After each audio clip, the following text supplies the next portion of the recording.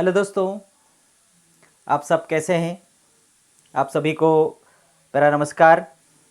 मैं राजेंद्र सिंह चौहान चौहान एकेडमी खंडवा से आप सभी का स्वागत करता हूं। दोस्तों,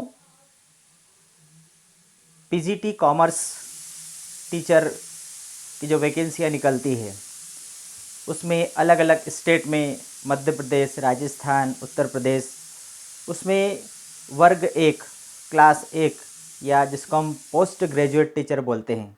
तो पोस्ट ग्रेजुएट टीचर कॉमर्स के लिए जो वैकेंसियाँ निकलती है उसका सिलेबस आप लोगों को मालूम ही होगा। हम लोग जब कॉमर्स पढ़ते हैं तो 11 से लगा करके एमकॉम तक, 11, 12, ग्रेजुएसन, पोस्ट ग्रेजुएसन, उसमें हम जो भी कॉमर्स पढ़ते हैं वो सारा सिलेबस हमारा उसमें हमें मिलता है। लेकिन आप लोगों को ध्यान होगा कि यदि आप लोगों ने इसके पहले एग्ज़ाम दी होगी तो 11, 12 की जो हमारी बुक्स होती है इससे अधिकांश बहुत ज़्यादा कंटेंट उसमें से पूछा जाता है, क्योंकि 11, 12 का जो कॉमर्स का जो सिलेबस है, उसके जो पुस्तकें हैं, ये एक बेसिक कोर्स होता है और अधिकांशतः इन परीक्षाओं में बेसिक क्वेश्चन ही पूछे जाते हैं।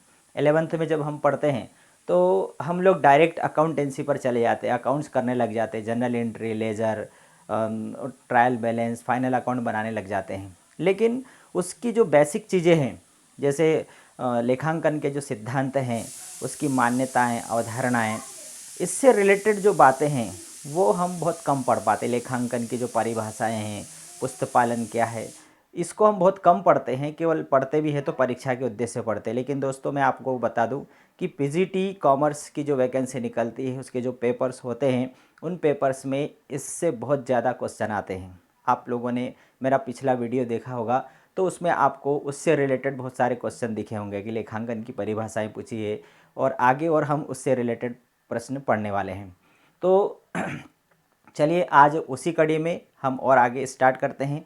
कल पिछले वीडियो में मैंने आपको करीब 20-21 क्वेश्चन हमने चर्चा करी थी, उस पर हमने तैयार किए थे। आज उसी कड़ी में आगे हम स्टार्ट करते हैं।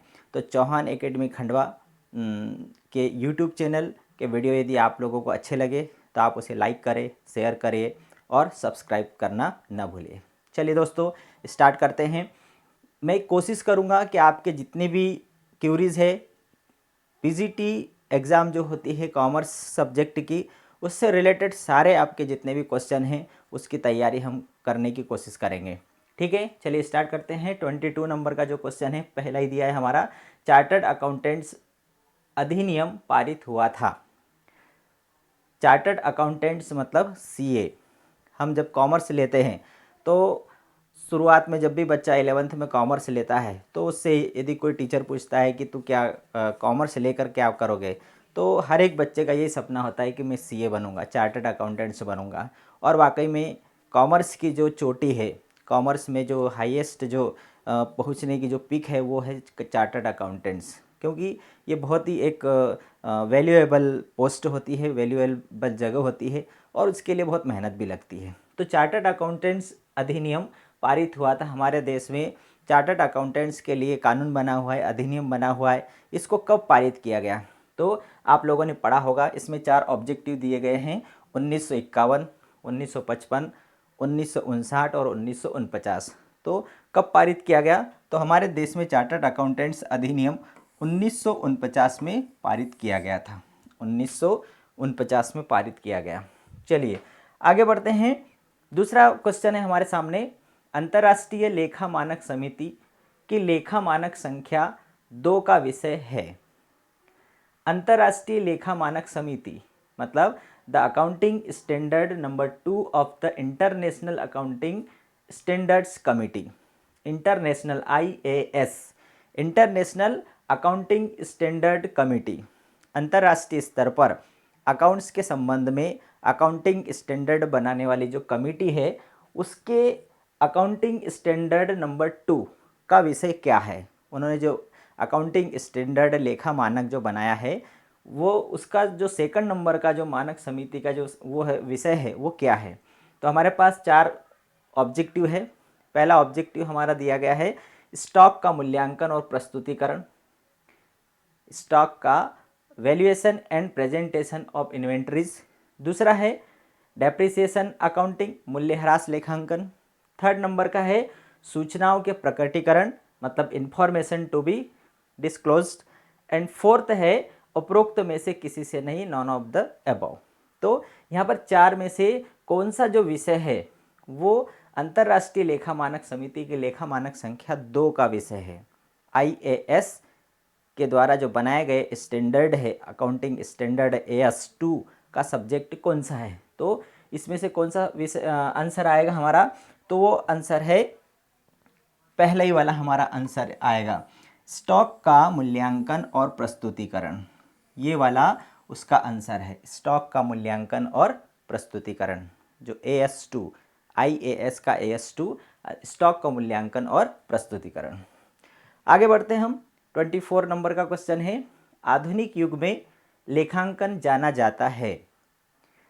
Accounting in modern age is regarded as, आधुनिक युग में अकाउंटिंग को जाना जाता है किस रूप में। फर्स्ट है मौद्रिक इकाइयों में व्यक्त किए जाने वाले व्यवहारों के लेखन, वर्गीकरण तथा संक्षिप्तीकरण करने की कला के रूप में। दूसरा है व्यवसाय की भाषा के रूप में। तीसरा है व्यावसायिक सूचना के स्रोत के रूप में। और चौथा है उपयुक्त सभी के रूप में। देखिए अभी हमने जब अकाउंटिंग शुरुआत ही करी थी उस समय भी हमने देखा था कि जो अकाउंट्स है वह व्यवसाय की भाषा है। अकाउंटिंग क्या है, ये द लैंग्वेज ऑफ बिजनेस, व्यवसाय की भाषा है। इसका मतलब कि जो जैसे मैं अपने विचारों को बताने के लिए हिंदी लैंग्वेज का उपयोग कर रहा हूँ, इसी प्रकार से जो व्यवसाय है उस व्यवसाय को यदि अपने परिणाम दिखाना होगा तो वो व्यवसाय खुद नहीं बोल सकता, वो किसके माध्यम से बोलेगा, वो अकाउंट्स के माध्यम से बताएगा कि व्यापार में लाभ हो रहा है या अथवा हानि। तो फिर दूसरा है व्यावसायिक सूचनाओं के स्रोत के रूप में, व्यवसाय के संबंध में जो सूचनाएं मिलती है वो सब कहाँ से मिलती है, उसका स्रोत क्या है, तो वो अकाउंट से होता है। और पहला है मौद्रिक इकाइयों में व्यक्त किए जाने वाले व्यवहार, व्यापार में अकाउंट्स के अंदर उन्हीं व्यवहारों को लिखा जाता है जिन्हें मुद्रा के रूप में व्यक्त किया जाता है। तो मौद्रिक इकाइयों में व्यक्त किए जाने वाले व्यवहारों के लेखन, उनके वर्गीकरण और उनके संक्षिप्तीकरण करने की जो कला है वह उसके रूप में। तो क्या आंसर आना चाहिए, वो हमारा आंसर आएगा उपयुक्त सभी के रूप में अकाउंट्स लेखांकन को जाना जाता है। हमारा जो सही आंसर क्या है, वो हमारा सही आंसर है डी। लेखांकन को आधुनिक युग में लेखांकन को किस रूप में जाना जाता है, तो इन तीनों रूप में जाना जाता है कि लेखांकन व्यवसाय की भाषा भी है, लेखांकन व्यावसायिक सूचनाओं के स्रोत के रूप में भी जाना जाता है, और मौद्रिक इकाइयों में व्यक्त किए जाने वाले व्यवहारों के लेखन, वर्गीकरण, संक्षिप्तीकरण करने की कला भी है। चलिए नेक्स्ट है 25 नंबर का क्वेश्चन है, भारतीय चार्टर्ड अकाउंटेंट संस्थान जारी किया गया प्रथम लेखांकन मानक निम्नलिखित है। भारतीय चार्टर्ड अकाउंटेंट संस्थान द्वारा जारी किया गया प्रथम लेखांकन मानक, भारतीय चार्टर्ड अकाउंटेंट संस्थान मतलब institute of chartered accountants of India, इसके द्वारा जो फर्स्ट AS जारी किया गया अकाउंटिंग स्टैंडर्ड। अभी हमने देखा कि इंटरनेशनल जो IAS जो अंतर्राष्ट्रीय मानक लेखा समिति है उसके द्वारा भी अकाउंटिंग स्टैंडर्ड जारी किए जाते हैं, और इसी प्रकार से हमारे देश में, हमारे भारत देश में भी जो अकाउंटिंग स्टैंडर्ड देश के व्यापारों के देश में जो जारी किए जाते हैं वो संस्था कौन सी, भारतीय चार्टर्ड अकाउंटेंट संस्थान के द्वारा भी जारी किए जाते हैं। तो हमारे देश की जो ICAI institute of chartered accountants of India के द्वारा जो AS अकाउंटिंग स्टैंडर्ड फर्स्ट जो जारी किया गया है वो कौन सा है, तो हमारे पास चार हैं। रहतिया का मूल्यांकन, वैल्यूएशन ऑफ इन्वेंट्रीज, सेकंड है आय की पहचान, रेवेन्यू रिकॉग्निशन, थर्ड है वित्तीय स्थिति में परिवर्तन, और फोर्थ है लेखांकन नीतियों का प्रकटीकरण। तो इसमें से कौन सा होगा, तो हमारा जो फोर्थ नंबर का जो आंसर है वो आएगा लेखांकन नीतियों का प्रकटीकरण, ये है उसका आंसर। प्रथम लेखांकन मानक कौन सा है, AS फर्स्ट ICAI के द्वारा जारी किया गया फर्स्ट AS कौन सा है, वो है लेखांकन नीतियों का प्रकटीकरण। चलिए नेक्स्ट पढ़ते हैं हम। लेखा सूचनाओं का प्रयोग वाला समूह है, लेखा सूचनाएं अकाउंट्स बना करके जो सूचनाएं निकलती है, वो सूचनाओं का उपयोग करने वाले कौन कौन लोग होते हैं। तो आप हम सब ने पढ़ा होगा अकाउंट्स में कि आंतरिक उपयोगकर्ता होते हैं, बाह्य उपयोगकर्ता होते हैं। तो वो समूह कौन सा है? तो पहला दिया है व्यवसाय के स्वामी, ये अकाउंटिंग की सूचनाओं का उपयोग करते हैं क्या। सेकंड नंबर है व्यवसाय के प्रबंधक, तीसरा है व्यवसाय के भावी विनियोजक इन्वेस्टर, और फोर्थ है उपरोक्त सभी। तो हमने यहाँ पर व्यवसाय का स्वामी ये तो आंतरिक उपयोग करता है, व्यवसाय के प्रबंधक ये भी आंतरिक उपयोग करता है, और व्यवसाय के भावी विनियोजक ये बाह्य उपयोग करता है, जो सूचनाओं का उपयोग करने वाले हैं। इसका मतलब हमारा जो जवाब है कि हमारे जवाब में तो ये भी आ रहा है, ये भी आ रहा है, ये भी आ रहा है। इसका मतलब हमारा आंसर कौन सा है? डी है हमारा आंसर, उपरोक्त सभी। ठीक है, तो लेखा सूचनाओं का प्रयोग वाला समूह कौन सा है? ये तीनों है। तो हमारा आंसर आएगा चौथा डी, उपरोक्त सभी। नेक्स्ट है निम्नलिखित क्रियाओं पर विचार कीजिए। अकाउंटिंग के संबंध में कुछ एक्टिविटीज़ जो होती है, जिसको हम बोलते हैं लेखांकन की प्रक्रिया, तो उस लेखांकन की प्रक्रिया में स्टेप बाय स्टेप कौन से कार्य होते हैं, वो स्टेप को हमें समझना है। सबसे पहले दिया गया है यहाँ पर व्यवसाय के निष्पादन का संक्षिप्तीकरण, इसको हम बोलते हैं समराइजिंग। ठीक है। सेकंड नंबर दिया है व्यावसायिक लेन देनों का विश्लेषण, मतलब एनालिसिस। थर्ड नंबर पर दिया है परिणामों का निर्वचन, इंटरप्रिंग द रिजल्ट्स, परिणामों का निर्वचन। और फोर्थ नंबर पर दिया है लेन देनों का लेखन, मतलब रिकॉर्डिंग द ट्रांजैक्शंस। अब हमने पढ़ा था, कल ही मैंने आप लोगों को लेखांकन की जो प्रक्रिया बताई थी कि सबसे पहले उसका पहचान होती है, व्यावसायिक व्यवहार की पहचान की जाती है, फिर उसका मापन होता है, और उसके बाद में जो स्थिति आती है वो कौन सी आती है? अभिलेखन। अभिलेखन मतलब ये पहले नंबर पर आ गया, अभिलेखन ये आ गया हमारा, लेन देनों का अभिलेखन, रिकॉर्डिंग, जिसको जर्नल में एंट्री करना बोलते हैं। इसके बाद में क्या किया जाएगा? इसके बाद में रिकॉर्डिंग के बाद में हम क्या करते हैं? उसका क्लासिफिकेशन करते हैं, वर्गीकरण करते हैं। तो वो तो इसमें नहीं दिया गया है। वर्गीकरण या क्लासिफिकेशन के बाद क्या किया जाता है? संक्षिप्तीकरण, सारांश किया जाता है। सारांश मतलब तलपट और अंतिम खाते बनाए जाते हैं। तो ये किस में किया जाता है? संक्षिप्तीकरण में किया जाता है। तो हमारा जो सेकंड नंबर है, वो सेकंड नंबर कौन सा आ गया? ये आ गया। फर्स्ट ये आ गया, सेकंड ये आ गया। फिर उसके बाद में क्या किया जाएगा? ये जो रिजल्ट आएंगे, रिजल्ट का विश्लेषण किया जाएगा। रिजल्ट का क्या किया जाता है? विश्लेषण किया जाता है। तो थर्ड नंबर पे हमारा ये आ गया। और फोर्थ पे परिणामों का निर्वचन होता है। तो चौथा कौन सा आ गया? ये आ गया। ठीक है। अब इसको यदि हम देखेंगे तो सबसे पहले 4 नंबर आ रहा है, फिर 1, उसके बाद में 2 और 3। 4 सबसे पहले हमारा आ रहा है कौन सा? 4। उसके बाद में एनालिसिस द बिजनेस ट्रांजैक्शन, व्यावसायिक लेन देनों का विश्लेषण। तो यहाँ पर हमारे जो आंसर आना चाहिए 4, 3 परिणामों का निर्वचन, रिकॉर्डिंग द ट्रांजैक्शन, लेन देनों का अभिलेखन नंबर 1। उसके बाद में एनालिसिस द बिजनेस ट्रांजैक्शन, लेन देनों का विश्लेषण,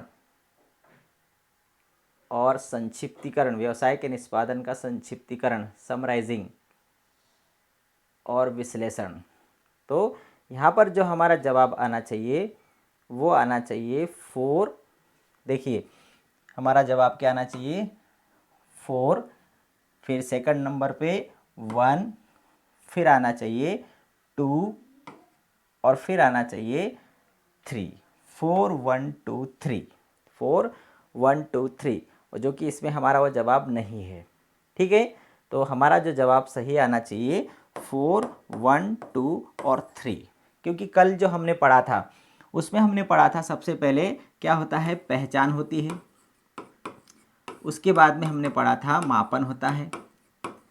उसके बाद यदि हमने देखा था तो वो था हमारा अभिलेखन। फिर था वर्गीकरण, ये स्टेप थी वर्गीकरण।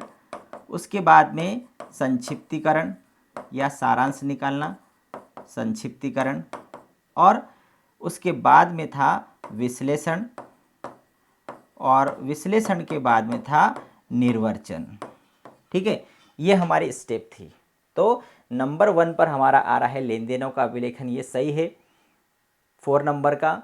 इसके बाद में व्यवसाय के निष्पादन का संक्षिप्तीकरण, मतलब उसका व्यवसाय के जो परिणाम आए हैं उसका संक्षिप्तीकरण करना, ये 2nd नंबर पर, मतलब सारांश निकालना।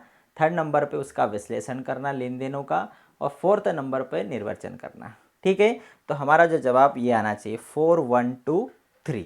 चलिए आगे बढ़ते हैं हम। इसमें आंसर वो वाला दिया नहीं है, गलत है वो। अगला देखते हैं, पुस्तपालन की दोहरी प्रविष्टि प्रणाली में एक सौदा प्रभावित करता है। जो हमारी डबल एंट्री सिस्टम है, दोहरा लेखा प्रणाली है, उसमें एक लेखा या एक सौदा प्रभावित करता है। क्या करता है? एक खाते में 2 बार, एक खाते में 2 बार एंट्री होती है क्या? दूसरा है 2 खातों को एक ही समय में, ये होता है क्या? तीसरा होता है एक खाते को 2 प्रकार से, एक खाते को 2 प्रकार से प्रभावित करता है। या चौथा है 2 खातों को प्रत्येक को 2 प्रकार से प्रभावित करता है। तो हमारा जो आंसर आना चाहिए वो क्या आएगा? सी हमारा जवाब आएगा कि 1 अकाउंट इन 2 वेज, एक खाते को 2 प्रकार से एक सौदा प्रभावित करता है, कि डेबिट और क्रेडिट। कभी डेबिट होता है, कभी क्रेडिट होता है, मतलब एक खाते को 2 प्रकार से प्रभावित करता है। चलिए नेक्स्ट देखते हैं कि निम्नांकित में कौन सा आयगत व्यय है। आयगत व्यय कि निम्नांकित में कौन सा आयगत व्यय है? तो नंबर 1 पे दिया है संपत्ति को चालू स्थिति में लाने के लिए मरम्मत व्यय। क्रय की गई जो पुरानी संपत्ति है उसको चालू स्थिति में लाने के लिए किया गया मरम्मत व्यय, ये क्या आयगत होता है क्या? नंबर 2 दिया है प्रिलिमिनरी एक्सपेंसेस, प्रारंभिक व्यय, ये आयगत व्यय है क्या? पूंजीगत और आयगत आप जानते होंगे कौन से व्यय होते हैं। आयगत जो आयगत प्रकृति के होते हैं, जो आवर्ती प्रवृत्ति के होते हैं, जो बार बार किए जाते हैं। तो प्रारंभिक व्यय के बारे में तो हम जानते हैं, जब व्यवसाय का प्रारंभ किया जाता है तो उसके प्रारंभ में जितने भी खर्चे होते हैं वो सारे पूंजीगत खर्चे होते हैं, इसलिए यह आयगत में नहीं आएगा। फिर संपत्ति को चालू स्थिति में लाने के लिए जो भी खर्च किया जाता है वो भी पूंजीगत खर्च होता है, ये हम पहले ही देख चुके हैं कि संपत्ति के मरम्मत में जो खर्चा होगा वो पूंजीगत खर्चा होता है, वो आयगत में नहीं आता है। तीसरा है अंशों तथा ऋणों के निर्गमन करने की लागत। अंशों तथा ऋणों के निर्गमन करने की लागत, अंशों और ऋण पत्रों के निर्गमन करने की जो लागत आती है इसको भी, ये भी पूंजीगत होती है। इसमें भी बहुत बड़ी मात्रा में लागत लगती है, तो ये भी पूंजीगत प्रकृति के होते हैं, क्योंकि अंशों और ऋण पत्रों का जो निर्गमन होता है बड़ी मात्रा में होता है, और इन पर जो खर्च होता है वो भी पूंजीगत प्रकृति का होता है। चौथा कौन सा आ रहा है? प्रतिस्पर्धियों द्वारा दायर मुकदमे के बचाव हेतु कानूनी व्यय। देखिए आयगत व्यय का मतलब होता है व्यवसाय को चालू रखने से संबंधित व्यय या उसके संचालन से संबंधित व्यय। तो प्रतिस्पर्धियों द्वारा मुकदमा दायर किया गया है व्यवसाय के विरुद्ध, तो उसके बचाव के लिए हम वकील को जो भी देंगे, जो कानूनी प्रक्रिया में जो खर्च होगा, तो ये जो कानूनी व्यय है ये संचालन से संबंधित व्यय है। और ये कौन से होंगे? संचालन से संबंधित सारे व्यय हमारे कौन से होते हैं? आयगत प्रकृति के होते हैं। तो यहाँ पर हमारा आंसर कौन सा आएगा? डी आंसर आएगा। ठीक है, चलिए आगे बढ़ते हैं हम। 30 नंबर का क्वेश्चन देखते हैं, निम्न में से कौन पूंजी संचय नहीं है? पूंजी संचय कैपिटल रिजर्व नहीं है इसमें से। सबसे फर्स्ट दिया है premium on issue of shares, अंश के निर्गमन पर प्रीमियम। हमने अभी आप लोगों ने 12th में बैलेंस शीट, कंपनी के वित्तीय विवरण में हमने कंपनी का चिट्ठा पढ़ा, तो कंपनी के चिट्ठे में premium on issue of shares, जो शेयर कैपिटल होती है, शेयर होल्डर्स फंड, जिसमें share capital, reserve and surplus जो होता है, तो इस अंशों के निर्गमन पर जो प्रीमियम मिलता है वो क्या है?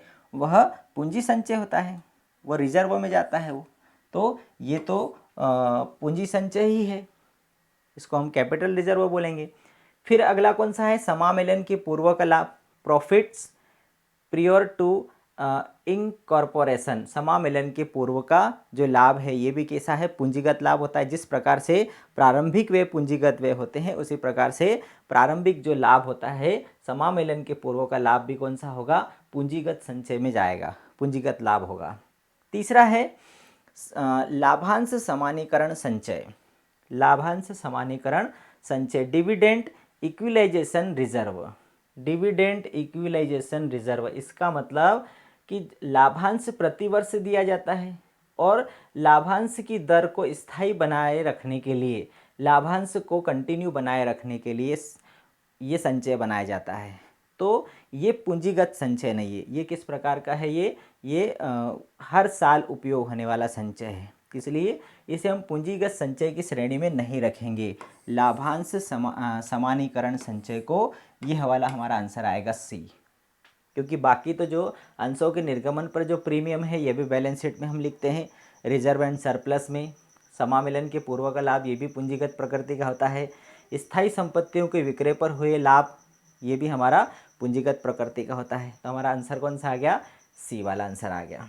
नेक्स्ट है गुप्त संचय उत्पन्न हो सकता है। इसके बारे में हमने 11th क्लास में आप लोगों ने पढ़े होंगे कि गुप्त संचय मतलब सीक्रेट रिजर्व्स में रिजल्ट बाय, कि जो सीक्रेट रिजर्व होते हैं, जो गुप्त संचय होते हैं, वो किस प्रकार से बनाए जाते हैं। व्यापारी के द्वारा लाभ में से कुछ राशि इस प्रकार से संचय कर ली जाती है जो लेखों में उसको दिखाया नहीं जाता है, वो गुप्त होती है, छुपी हुई रहती है, जिसको हम छुपी हुई राशि बोलते हैं। तो उसको किस प्रकार से बनाया जाता है, उसको किस प्रकार से निर्मित किया जाता है गुप्त संचय को। तो नंबर ए दिया है सामान्य संचय के निर्माण द्वारा। जब सामान्य संचय जनरल रिजर्व जब क्रिएट किया जाता है, उसी में से गुप्त संचय बना लिया जाता है। दूसरा है अत्यधिक ह्रास के प्रावधान द्वारा, प्रोवाइडिंग एक्सेसिव डेप्रिसिएशन के द्वारा। थर्ड है रहतिये के अधिमूल्यन द्वारा, स्टॉक का मूल्यांकन अधिक कर दिया गया। और फोर्थ है दायित्वों के अल्प मूल्यन द्वारा, दायित्वों को कम मूल्य पर दिखाया गया। तो किस प्रकार से गुप्त संचय का निर्माण होता है, तो देखिए रहतिये का अधिमूल्यन तो हो नहीं सकता, क्योंकि उसका बाजार मूल्य और जो लागत मूल्य है उस आधार पर उसका मूल्यांकन होता है। दायित्वों के अल्प मूल्यन के द्वारा भी नहीं हो सकता है। यहाँ पर जो हमारा आंसर आएगा क्या आएगा, अत्यधिक ह्रास के प्रावधान के द्वारा। संपत्तियों के ऊपर, स्थायी संपत्तियों के ऊपर जो ह्रास लगाया जाता है, वो जब अत्यधिक ह्रास लगा दिया जाएगा और उस प्रकार से गुप्त संचय का निर्माण कर लिया जाता है। तो हमारा जो आंसर क्या आएगा, बी आंसर आएगा, अत्यधिक ह्रास के प्रावधान के द्वारा। जैसे हमने ह्रास, मूल्य ह्रास वाला चैप्टर पढ़ा, तो मूल्य ह्रास हमेशा स्थायी संपत्तियों पर लगाया जाता है। प्रतिवर्ष स्थायी संपत्तियों के मूल्य में जो कमी होती है, तो उसके मूल्य में कितनी कमी होती है, तो हम 5%, 10%, 15% उस पर ह्रास लगाते हैं। तो व्यापारी गुप्त संचय का निर्माण करने के लिए उस पर ह्रास की दर ऊंची लगा देते हैं, 25%, 50%, और इस प्रकार से जो एक्स्ट्रा जो पैसा है वो बचा लिया जाता है और गुप्त संचय का निर्माण किया जाता है। एक व्यापार के शुद्ध मूल्य का अर्थ क्या है, एक व्यापार के शुद्ध मूल्य क्या होते हैं, उसकी शुद्ध मूल्य क्या है। Net worth of a business means, net worth या शुद्ध मूल्य क्या है, तो इक्विटी कैपिटल, उसकी समता पूंजी। दूसरा है टोटल असेट्स, उसकी कुल संपत्ति। तीसरा है अचल संपत्ति ऋण चालू संपत्ति। और फोर्थ है total assets minus total external liabilities, कुल संपत्ति में से कुल बाह्य देनदारियाँ। तो इसमें से चार में से कौन सा हमारा आंसर आना चाहिए, शुद्ध मूल्य। व्यापार में शुद्ध मूल्य, नेट वर्थ उसकी कौन सी है, तो यहाँ पर शुद्ध मूल्य का संबंध किससे है, वो हमारा आंसर है डी। टोटल असेट्स जो होती है, कुल संपत्तियाँ जो होती है, उसमें से टोटल जो एक्सटर्नल लायबिलिटीज़ जितनी भी है, बाहरी दायित्व जो है, वो जब हम घटा देंगे, जैसे हमारा जो एक समीकरण है वो कौन सा है, capital plus liabilities is equal to assets.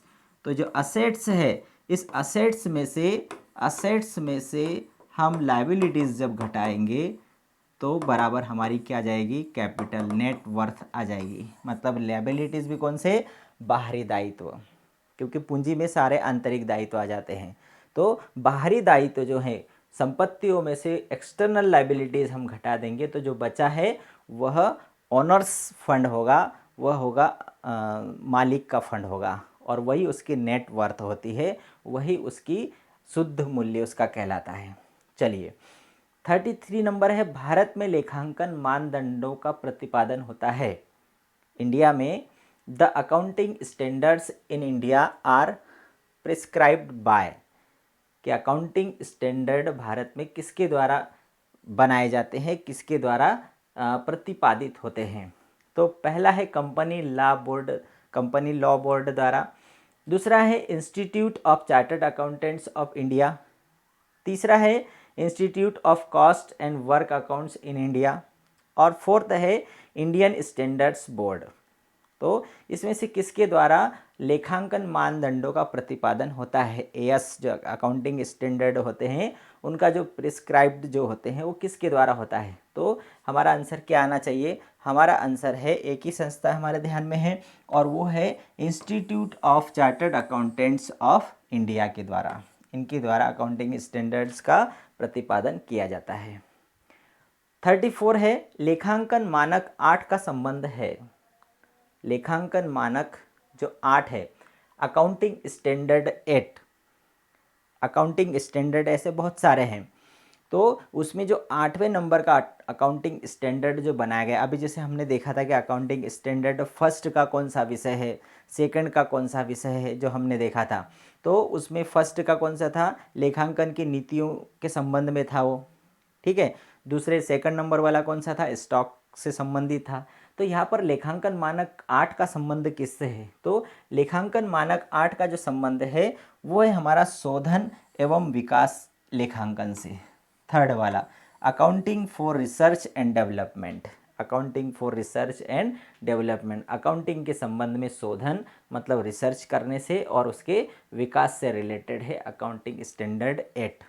चलिए नेक्स्ट देखते हैं 35 नंबर का, लेखांकन मानक 3 का संबंध किससे है? हमने 1 भी देख लिया, 2 भी देख लिया, 8 भी देख लिया, अब 3 का संबंध किससे है? तो हमारे पास 4 ऑप्शन है। नंबर 1 है कोष प्रवाह विवरण से, मतलब फंड्स फ्लो स्टेटमेंट। सेकंड है रोकड़ प्रवाह विवरण मतलब कैश फ्लो स्टेटमेंट। थर्ड है फाइनेंशियल रेशो वित्तीय अनुपात से, और फोर्थ है नॉन ऑफ द अबव, उपरोक्त में से कोई नहीं। तो हमारा आंसर क्या आना चाहिए? जो अकाउंटिंग स्टैंडर्ड जो 3 है वो उसका संबंध किससे? अकाउंटिंग स्टैंडर्ड 3 का संबंध वो है कैश फ्लो स्टेटमेंट से। बी है आंसर हमारा, क्या है? कैश फ्लो स्टेटमेंट या रोकड़ प्रवाह विवरण। चलिए नेक्स्ट देखते हैं 36 का, चार्टर्ड अकाउंटेंट्स अधिनियम पारित हुआ था हमारा, फर्स्ट ही है, फिर से आ गया, 1949 में पारित हुआ। लेखांकन है, अकाउंटिंग क्या है? व्यापार की भाषा है। इसको भी हमने पहला देखा था कि अकाउंटिंग क्या है? व्यापार की भाषा है, लैंग्वेज ऑफ बिजनेस। व्यापार अकाउंट के द्वारा ही अपनी जो भी बातें बताता है। व्यावसायिक सूचनाओं का स्रोत है, तो ये भी राइट है, पहला भी राइट है, दूसरा भी राइट है। तीसरा, व्यावसायिक लेन देनों का लेखन, वर्गीकरण तथा संक्षिप्तीकरण है क्या? तो ये भी राइट है। इसका मतलब हमारा जो आंसर क्या आएगा? ऑल ऑफ द अबव, मतलब उपरोक्त सभी। चलिए नेक्स्ट देखते हैं, निम्न क्रियाओं पर हमें विचार करना है। यहाँ पर एक्टिविटीज़ दी गई है, इसको हमें सही क्रम में जमाना है। ये भी हमारा पहले आ चुका है। नंबर 1 पर हमारा कौन सा आ रहा है? लेन देनों का अभिलेखन, मतलब 4 नंबर का आ गया, ठीक है। उसके बाद में हमारा आ रहा है 4 नंबर के बाद में हमारा आ रहा है सेकंड नंबर, लेन देनों का विश्लेषण। सेकंड नंबर कौन सा आ रहा है हमारा? लेन देनों का विश्लेषण, एनालिसिस। लेकिन ये पहले भी आ चुका है, हमने इसको गलत बताया था कि पहले नंबर पर हमारा कौन सा है? लेन देनों का लेखन। 4th नंबर ये हमारा फर्स्ट नंबर पे आ रहा है। फिर हमारा सेकंड नंबर आ रहा है संक्षिप्तीकरण पर आ रहा है, व्यवसाय के निष्पादन, ये सेकंड नंबर पे आ रहा है 4। फिर 1 और थर्ड नंबर पे आ रहा है विश्लेषण, और मतलब 4, 1, 2 और 3। हमारा जो आंसर क्या आना चाहिए? वो आना चाहिए 4, 1, 2 एंड 3, ये हमारा आंसर आएगा। चलिए आगे बढ़ते हैं हम। भारत में लेखांकन मानकों का निर्धारण होता है, तो ये भी हमने अभी देखा था, institute of chartered accountants of India के द्वारा लेखांकन मानकों का निर्धारण किया जाता है। हमारा आंसर क्या आएगा? डी आंसर आएगा। Institute of chartered accountants of India के द्वारा इसका निर्धारण किया जाता है। 40 नंबर पर दिया है, एक व्यावसायिक प्रतिष्ठान के उद्देश्यों में सम्मिलित नहीं है। एक व्यावसायिक प्रतिष्ठान है, व्यवसाय करने वाला जो उपक्रम है उसके उद्देश्यों में शामिल नहीं है। उसके उद्देश्यों, नीचे जो उद्देश्य दिए हैं इसमें से उसका उद्देश्य नहीं हो सकता। विनिवेश का अधिकतम करना, दूसरा है लाभों का अधिकतम करना, तीसरा है विक्रय का अधिकतम करना और चौथा है उत्तरजीविता सर्वाइवल। तो देखिए, हर एक व्यापार का उद्देश्य होता है उसको जीवित रखना, तो ये तो आएगा ही। फिर हर एक व्यापार का उद्देश्य होता है, व्यावसायिक प्रतिष्ठान का उद्देश्य होता है अपने विक्रय को अधिक से अधिक करना, और हर एक व्यापार लाभ कमाने के लिए ही करता है, इसलिए लाभ का अधिकतमीकरण ये भी उसका उद्देश्य होगा। विनिवेश का अधिकतमीकरण करना, मैक्सिमाइजेशन ऑफ टोटल इन्वेस्टमेंट, ये उसके उद्देश्य में नहीं आता है। तो हमारा जो आंसर है ए। ठीक है, 41 पे देखते हैं, भारतीय लेखांकन मानक 10 का संबंध किससे है? लेखांकन प्रमाप 10, उसका संबंध किससे है? रहतिये के मूल्यांकन से, वैल्यूएशन ऑफ इन्वेंट्रीज। सेकंड है सरकारी अनुदानों के लेखांकन से, accounting for government grants. Third है डेप्रिसिएशन अकाउंटिंग मतलब ह्रास लेखांकन से। और फोर्थ नंबर पर दिया है स्थिर लागतों के लेखांकन से। लेखांकन मानक 10, लेखांकन मानक 10 का संबंध किससे है? तो हमारा आंसर क्या आएगा?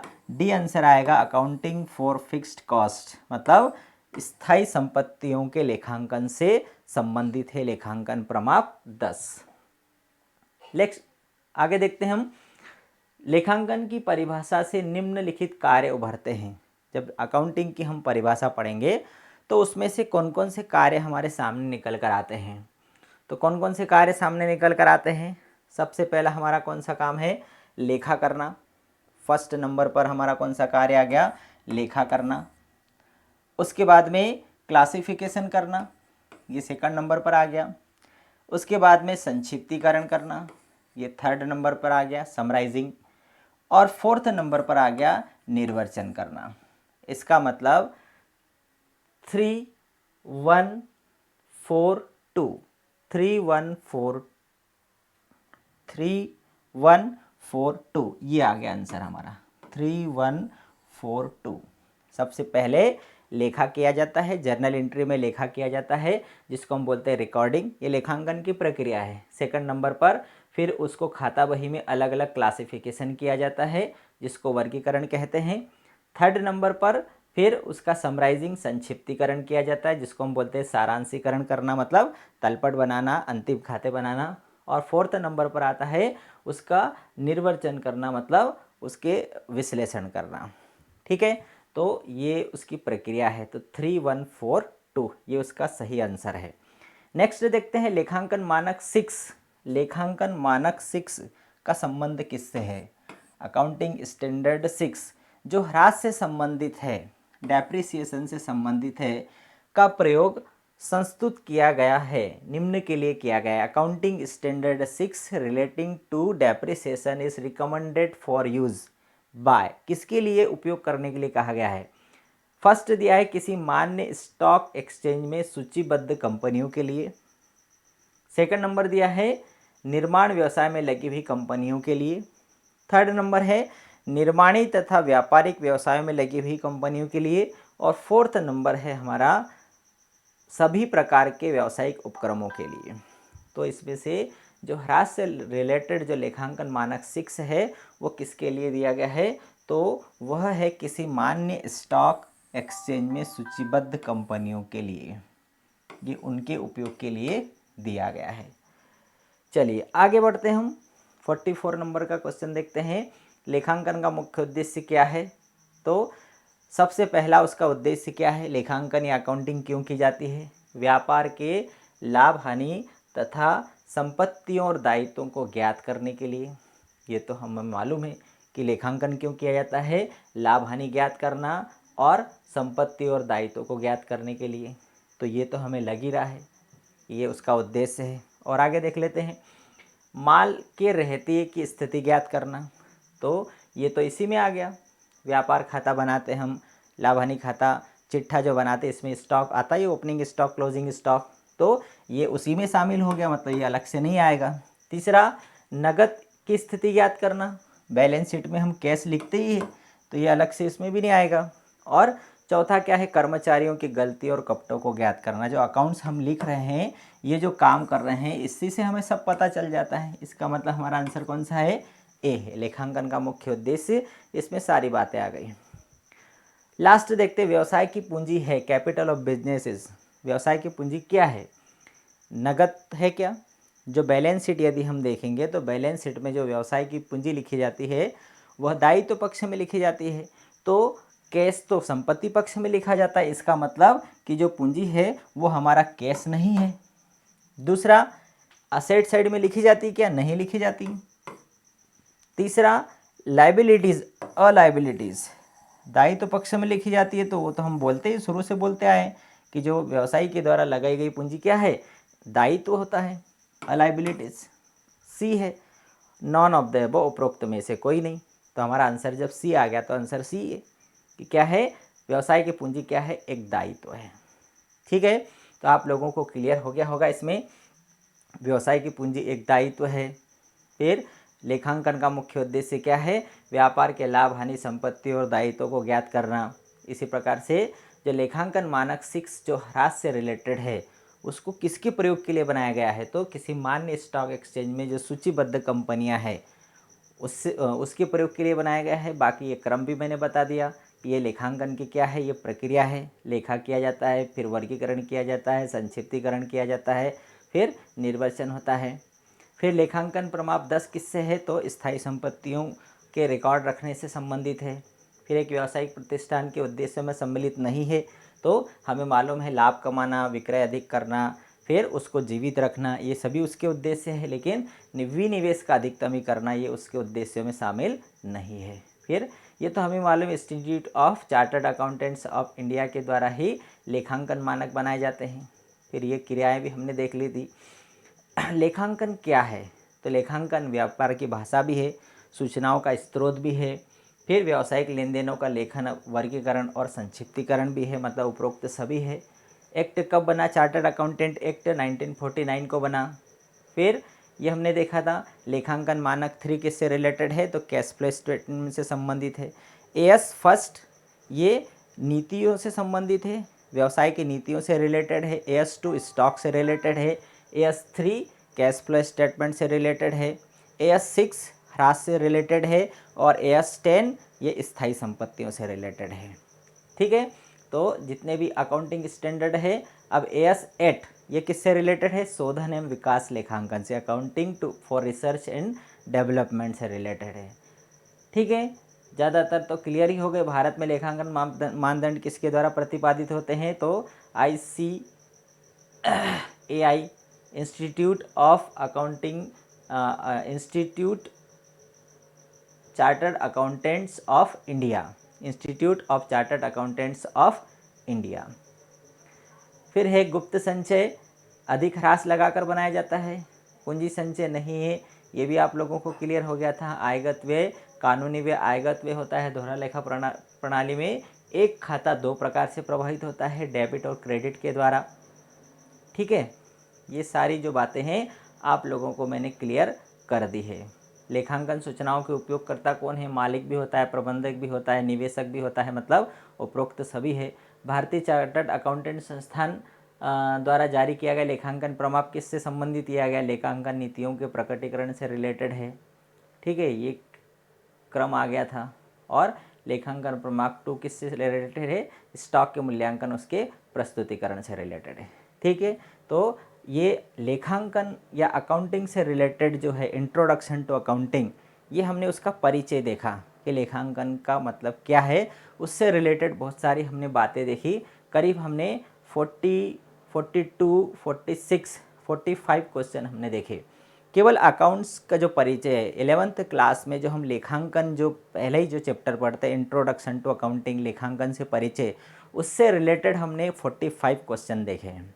ठीक है, तो ये क्वेश्चन आप अच्छी प्रकार से वीडियो को देखिए, समझिए। आपके यदि इसमें कुछ भी कमेंट्स हो, आपके इसमें कुछ भी डाउट्स हो, तो आप मुझे प्रश्न करिए, उस डाउट्स को ज़रूर हम चर्चा करके क्लियर करेंगे।